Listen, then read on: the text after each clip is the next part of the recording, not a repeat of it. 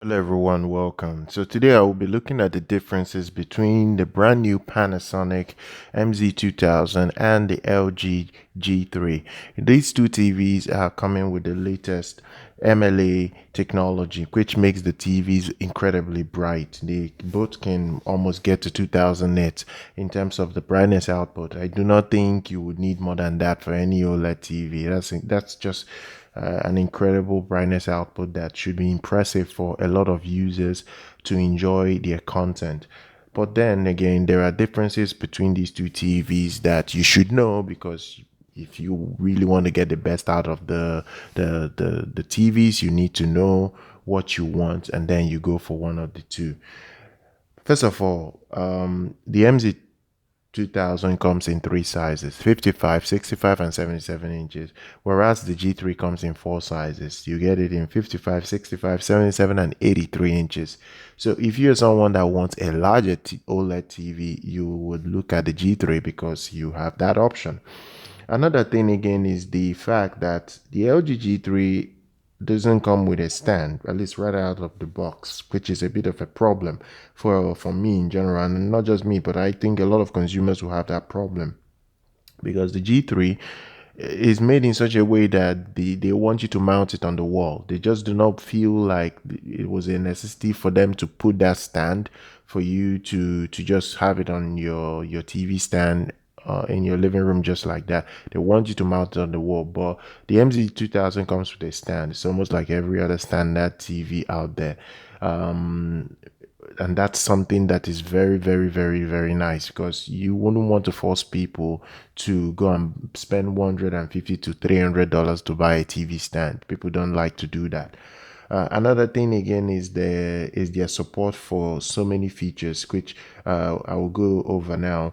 The MZ2000 has a heatsink, a multi-layer heatsink. Now the LG, in fairness, has a heatsink, but not on the level of the MZ2000. The MZ2000 has a multi-layer heatsink. It has a better heatsink, and the 55 and 65 inch model has Dolby Atmos sound system. It even has an up firing and side firing drivers. I'll get to the sound because the reason I will at the end of this content recommend the MC2000 way more than the G3 is because of the sound in general. The company really update themselves with what they did for this TV, for the sound department, and this is something that other TV production companies do not do. So sound is very important. Now both TVs have Wi-Fi, but there is a difference between their Wi-Fi standard. You are getting Wi-Fi 5 on the MZ2000, whereas you're getting Wi-Fi 6 on the latest LG G3, which is something maybe people might look at. Okay, am I getting the latest Wi-Fi?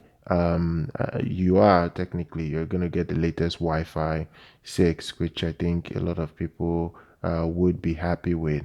So you look, I would immediately say that these two TVs are very competitive.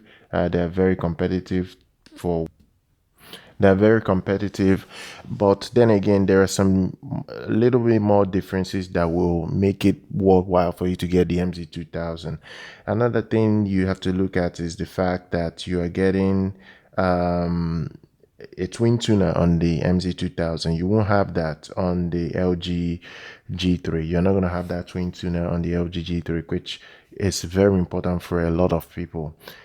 The other thing again that you will lack a bit on the MZ2000 is the fact that it cannot play back content on 4K 120Hz in Dolby Vision. You're not going to have that.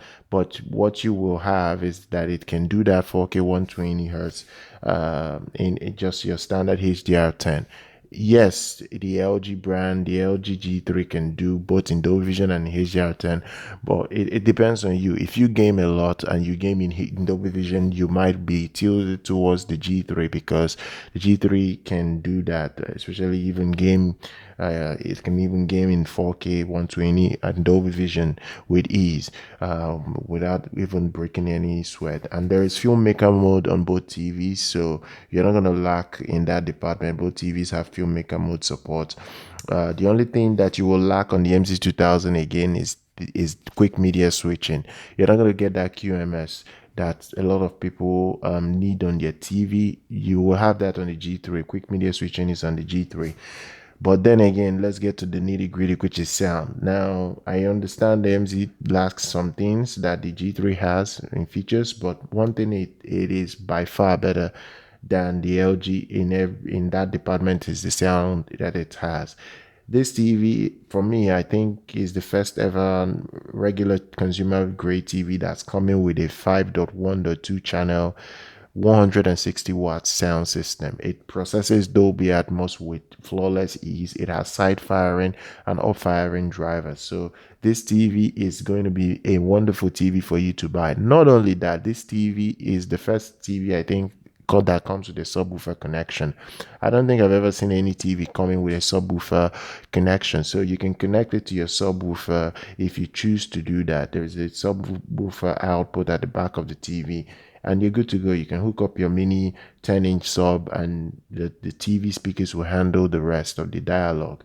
So this is a very complete TV for me. Having great sound outweighs every other minor features that the G3 already offers, and that's for me. But one thing this TV will lack for you is DTS support. There is no DTS support. There is no DTS:X. There is no DTS digital surround. There is no DTS HD. These DTS supports are all available on the LG OLED TV. You're gonna get that DTS support. You're gonna get DTS:X. You're gonna get DTS digital surround, DTS HD.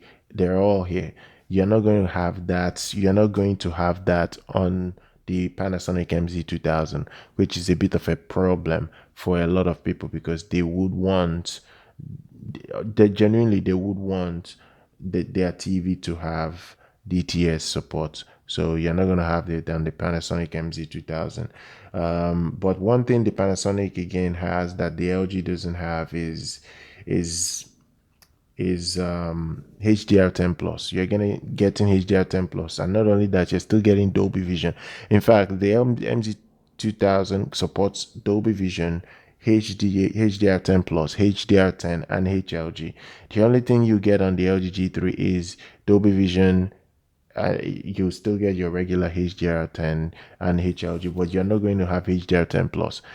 You are getting HDR10 plus on the MZ2000 because that's the TV being versatile enough to offer you all the HDR standard. You don't need to buy a Samsung TV now to enjoy HDR10 plus. So this is a better TV overall. Now, in terms of the OS, both are coming with you're getting my home screen on the Panasonic. It's coming with the latest version 8.0. There is no update support for it, so this is where it's stuck in, depending on you. And there is no Chromecast on the MZ2000. There is no Chromecast on the MZ2000. You're not going to get Chromecast. You're not going to have Apple AirPlay 2. You're not going to have HomeKit. These are things that are lacking on the MZ2000. The LG gives you more. The LG comes with WebOS 23. It comes with Chrome. It doesn't come with Chromecast. The LG doesn't come with Chromecast, but you get Apple AirPlay 2 and HomeKit. So it's more or less your choice. Are you just going to, anyway, most people don't even care about Apple AirPlay 2 and HomeKit. Let's just be real with that. You're not going to get that.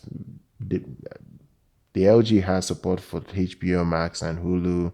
You're not going to get HBO Max and Hulu on the MZ2000. The MZ2000 lacks in just these features. But for me, the reason I will go for the MZ2000 over the G3 is, one, it's coming with a stand out of the box, and two, it's coming with an incredible sound system. So you would not need anything other than this TV for the foreseeable future. So I'm going to drop the details for these two TVs and what you can expect from both of them down in the description. Check it out, subscribe to the channel, like our content. I'll see you guys very much next time.